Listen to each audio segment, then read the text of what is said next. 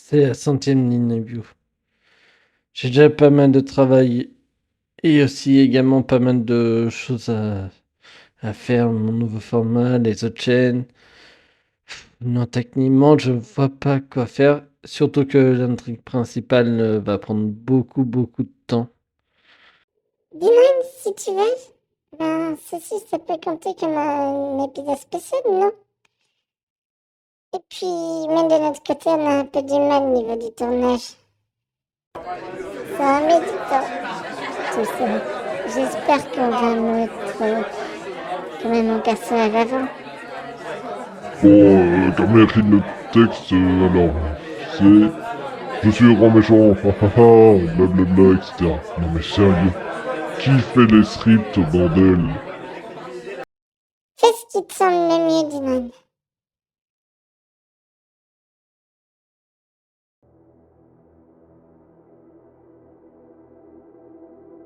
Je suis un fan de Buffy. J'ai grandi avec cette série quand elle était diffusée sur TF6 à l'époque. J'ai littéralement l'intégrale de la série, quelques comics, des romans, et j'ai aussi revu cette série un nombre incalculable de fois. C'est l'une de mes séries préférées à côté de Stargate SG1, Doctor Who, Supernatural, Code Quantum, et pas mal d'autres séries également. Et pourtant, je n'ai pas parlé de cette série une seule fois sur cette chaîne. Et vu que c'est la centième review, je me suis dit c'est l'occasion quand même d'en parler. Mais je vais pas parler des 7 saisons, car j'avais prévu quand même de faire sur la chaîne secondaire de la V Bazar cette vidéo où que je faisais un vlog des saisons. Mais j'avais un petit peu pas mal de choses en même temps, donc ça a été décalé parce que j'avais pas mal de projets.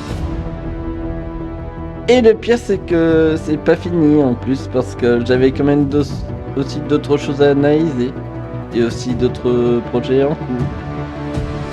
Mais j'ai eu l'idée, pour cette centième, de parler des différents pilotes de la série, qu'on va examiner un par un. Tout commence avec Joss Whedon, qui avait eu l'idée de faire un film d'horreur inversé.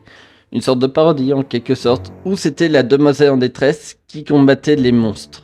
Étant donné un grand fan de films d'horreur, il a préféré quand même faire ce projet-là. Donc il proposa à la Fox, mais la Fox décide plutôt de lui donner la réalisation de son projet à Fan Rodel Kuzu, qui réalisa le film. Mais Joss Whedon était quand même là en tant que scénariste. Et voici le massacre. Le film nous raconte l'histoire de Buffy Summer, Bichette en VF, et croyez-moi que cette traduction est tellement ignoble, une lycéenne de Emory à Los Angeles, une fille tout à fait normale qui, malgré elle, a des rêves étranges de vampires, de vie intérieure, et aussi que sa ville est en proie au fur et à mesure d'attaques de vampires. C'est là que Merrick James Smith, un étrange homme qui dit que Buffy est la la terreur, putain de traduction de VF, de vampires, et il apprend qu'elle est la réincarnation de plusieurs terreurs de vampires. Et donc c'est avec ça que Bichette va s'entraîner avec Mary de devenir une terreur de vampires en apprenant des bases de comment tuer les vampires, apprendre des techniques de combat et tout. Mais entre deux également, les amis de Bichette se font avoir par des vampires. Et surtout qui sont quand même sur ordre de l'antagoniste principal du film qui est Lotos. Qui dans le film avait tué une ancienne incarnation de la terreur. Et qui se prépare à affronter Bichette. Mais au même moment, les vampires envahissent de plus en plus la ville et Pax fait face à ces fameux vampires, mais est quand même souvent aidé quand même avec Bichette, et on voit qu'au fur et à mesure du film, ces deux-là se rapprochent de plus en plus et qui deviennent vraiment de vrais compagnons. Mais entre deux, pour Bichette, elle a aussi quand même un peu du mal avec sa nouvelle vie. Essayer de faire un petit peu un mélange entre son éducation en tant que terreur des vampires et également aussi sa vie normale. Et croyez-moi, le pauvre Pic s'en prend plein la gueule pendant le film.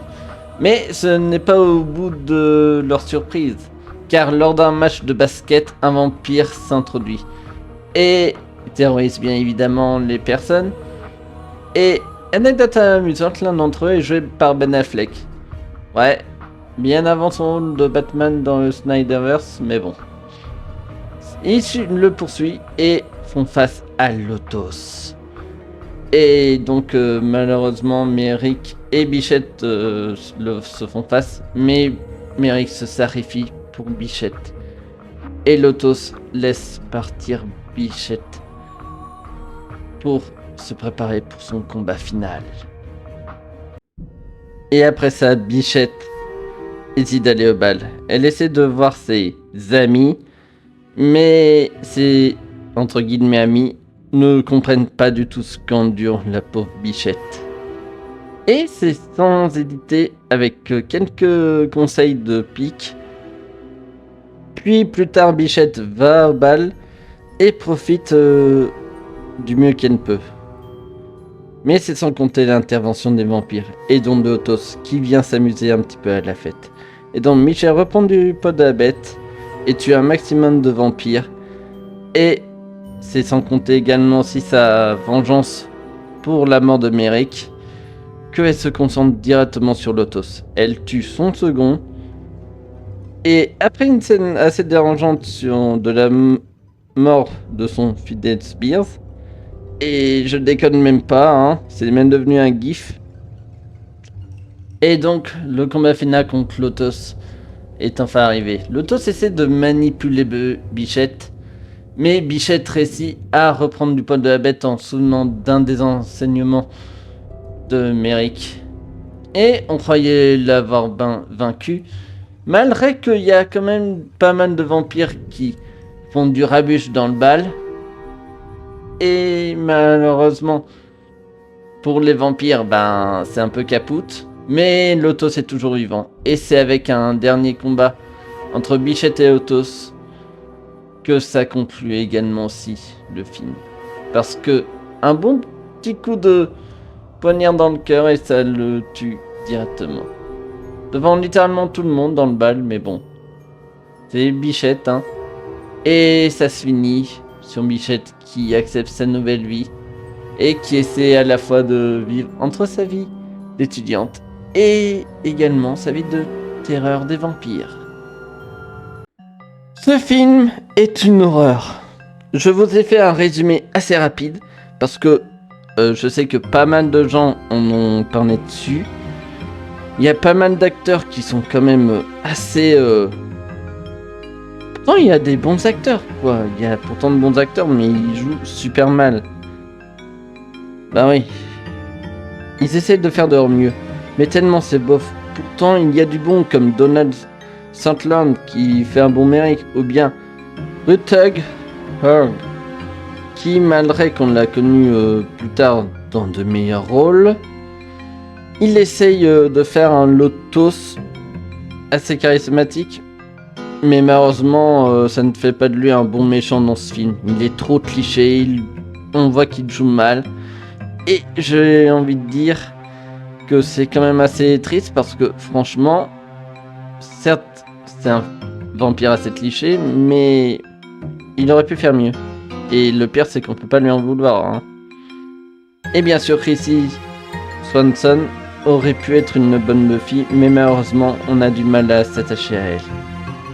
Ce n'est pas de la faute de l'actrice, ni même de tous les acteurs, mais ça aurait pu être bien pire. Et je parle même pas des costumes de vampires qui, même si c'est pour 92, font assez tâche. Car on avait quand même beaucoup mieux ailleurs, et je ne parle même pas du scénario, qui, franchement, de base, le scénario est génial. Mais on sent qu'il y a eu de la réécriture à certains passages. Mais c'est plus la faute de Frank Robert Cusey que de la décision de Josh Whedon. Car oui, tout ça, c'est la Fox qui a préféré plutôt s'en charger de ça. Après, pas étonnant que Joss Whedon a préféré décanoniser ce film. Mais retenez bien ça, car on va en parler plus tard de ce scénario.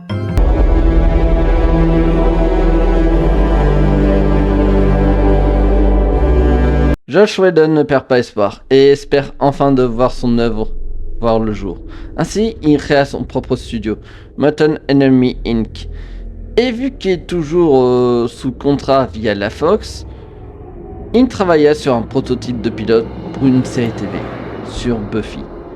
Et c'est ce prototype qui a donné une seconde chance à le projet.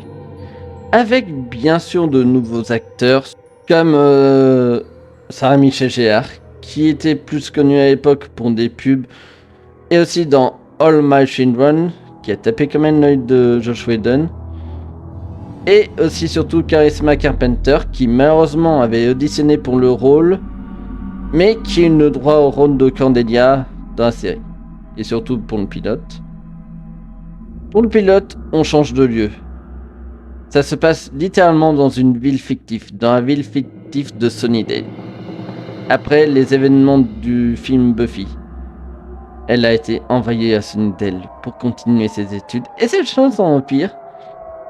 Mais c'est sans compter l'arrivée des vampires qui envahissent le lycée. Mais c'est sans compter ses nouveaux amis Xander et Willow, la fille la plus populaire du lycée, Cordelia Chase, qui lui présente un petit peu quand même les bahuts quand même du lycée de Sunnydale, ainsi que son observateur Jace, qui va l'initier à continuer son parcours de tueuse de vampires. Ce prototype nous montre juste les choses qu'on verra dans la série. Des vampires qui sont beaucoup plus imposants, la boîte de nuit, le bronze, l'ambiance de la série, les mises en scène du style horreur et action sont bien là. Malgré que dans ce pilote, certes, ça a une faible luminosité, mais c'est fait pour donner un avant-goût également de ce que va devenir la série. Les acteurs qu'on connaît sont là, ou presque, car la Willow de cet épisode n'est pas jouée par Alyson Hannigan, mais Riff Regan. Mais ça n'a pas plu à la WB, qui ont demandé à Joss Whedon de changer pour Alyson Hannigan. Mais le pilote en tant que tel est plutôt sympa. Et de plus, vous pouvez le trouver très facilement sur YouTube. Je vous mettrai en description, du moins si j'arrive à le retrouver, si vous voulez le voir, car croyez-moi, c'est franchement génialissime. Pour le troisième pilote, je pensais mettre celui de la série en lui-même, mais pas grand chose à dire dessus, sauf l'introduction de certains personnages, comme le maître, le cimetière de Sunnydale,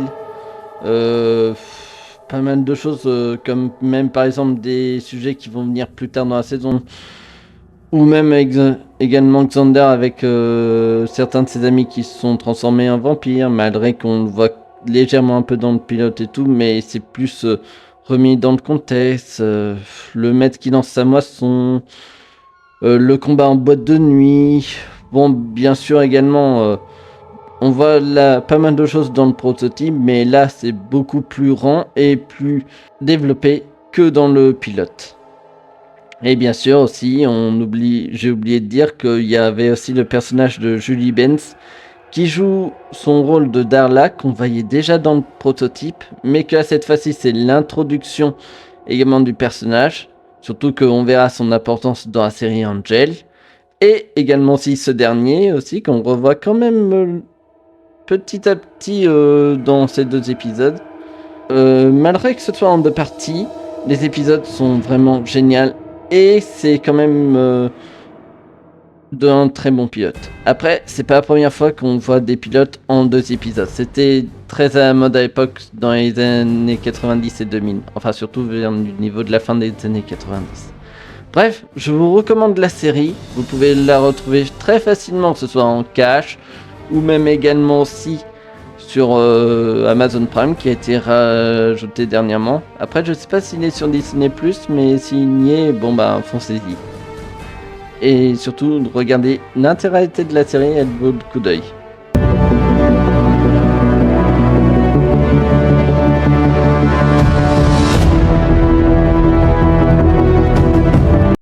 Vous croyez qu'on avait fini avec ça? Eh ben nope. Car il manque un média qu'on n'avait pas parlé. Et c'est les comics. Où le 13 janvier 1999, Joss Whedon a voulu recanoniser les événements du film, mais sans canoniser ce dernier. Et bien sûr, en format comics. Car oui, le format comics était nécessaire. Édité par Dark Horse Comics aux US, et chez nous, il est arrivé le 6 juin 2009, édité par Fusion Comics. Et comme dessinateur, on a Joey Bennett et Guy Major et Jeremy Cox pour la colorimétrie. L'histoire nous replonge aux événements du film, mais avec pas mal de changements, comme le démarrage de Buffy en tant que tueuse de vampires. Elle rencontre Merrick en pleine journée, d'ailleurs vous pouvez la revoir dans un épisode de la saison 2, devant tout le monde au lieu que ce soit dans un essai. L'autos est plus imposant, et les traumatismes de Buffy envers ce dernier, via les rêves de l'ancienne tueuse se ressent. Les vampires sont plus terrifiants dans le comics, ils ont vraiment une apparence monstrueuse. Et on voit comment Buffy essaie de s'habituer à sa nouvelle vie de sa condition de tueuse tout en essayant de vivre sa vie normale. La relation entre Buffy et Merrick est bien mieux menée. Ça fait un petit côté maître-élève malgré que on ressent que Buffy elle a du mal à s'adapter à ce changement. Pike est toujours là, mais soutient quand même toujours Buffy. Et bien évidemment les événements comme dans le film se produisent.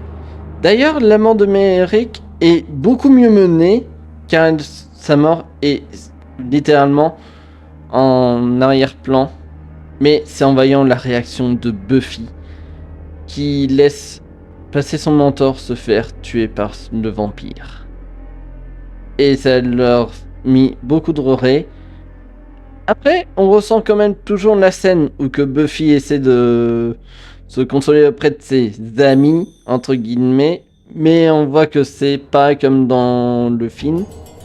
Et lors du combat final, la tension passe énormément, avec des punchlines vraiment de ouf, de belles symboliques et une fin ouverte. Car oui, malheureusement, la fin de ce pilote était ouverte à d'autres histoires. Comme par exemple, on a littéralement Pac et Buffy qui vont à Las Vegas. Et entre deux, on a une première apparition en comics de Angel. Et qu'on voit que les amis de Buffy étaient quand même toujours derrière elle. Et il y a une autre histoire que j'ai envie d'en parler, mais je vais peut-être en parler une prochaine fois. Car j'ai pas envie de vous spoiler, mais croyez-moi, cette adaptation est vraiment juste génialissime. C'est une sorte de mini-saison. Mais l'important, c'est le pilote qui, franchement, mérite beaucoup plus le coup d'œil. Par contre, il est très difficile à retrouver en français. Par exemple, on peut le retrouver facilement sur Amazon, mais avec des prix exorbitants, je vous dis pas à quel point. Mais aussi surtout qu'il existe en numérique, mais malheureusement je l'ai trouvé que en anglais, donc ça explique pourquoi est-ce que je vous mets les extraits en anglais. Mais franchement, n'hésitez pas à quand même aller le voir. Après, c'est nettement mieux que le film de 1992. Il y a des scènes beaucoup plus marquantes, il y a des moments assez touchants. Et pour le peu de pages qu'il y a, franchement, on adore. Et aussi surtout, on est tellement entraîné dans l'ambiance de ce que deviendra Buffy. Et aussi que ça nous montre que le comics est beaucoup plus riche qu'on le pense.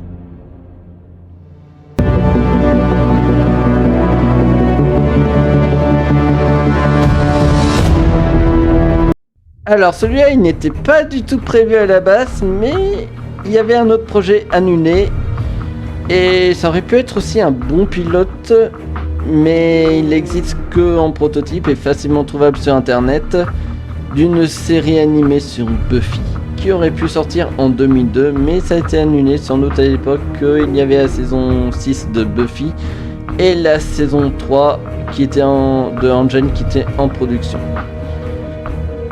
Ceci est quand même mes hypothèses de ma part, mais en voyant les peu d'extraits, ça donne quand même envie. Et puis, ça aurait pu être quand même un accès très différent au jeune public de l'époque de voir Buffy.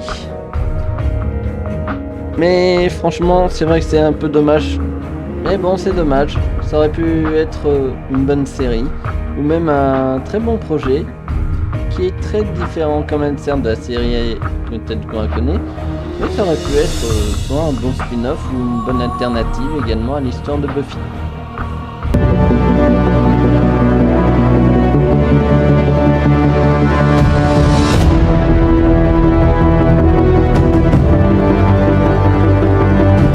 Comme vous avez pu le voir, Buffy a eu droit à un sacré démarrage. Mais ce n'est pas la première série auquel ça a eu plusieurs démarrages très différentes. Je pense par exemple à Stargate SG-1, mais Buffy a quelque chose d'intéressant. C'est pas pour rien que c'est une des meilleures séries de notre temps. Et le fait de voir qu'il n'y ait 4 démarrages, ça rend la série plus riche et aussi plus accessible à un large public. En tout cas, à vous de choisir la version de regarder le pilote de Buffy, car il y a du choix.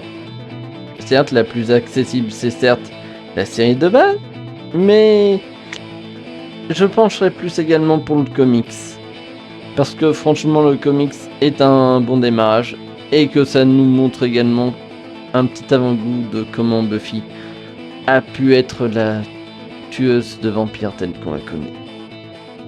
En tout cas, merci Buffy de nous proposer un univers aussi génial et des mythologies vraiment bien pensées et travaillées. Des personnages attachants. Bref, merci Buffy. Voilà. J'espère que pour la 100e, ça va le faire. Dylan, dis, si la saison 4 partie 2 ne vient pas, du moins pas pour tout de suite, ça ne dérange pas si je rejoins l'équipe un peu plus tôt, avant l'officialisation dans le scénario? Bien sûr Alice. Bah, au moins dès qu'on va sortir cette vidéo, au moins là ça va confirmer que tu fais partie des nôtres. De toute façon, tu es déjà dans l'équipe depuis un bon bout de temps, hein. Merci. Mais en attendant, qu'est-ce que tu vas faire?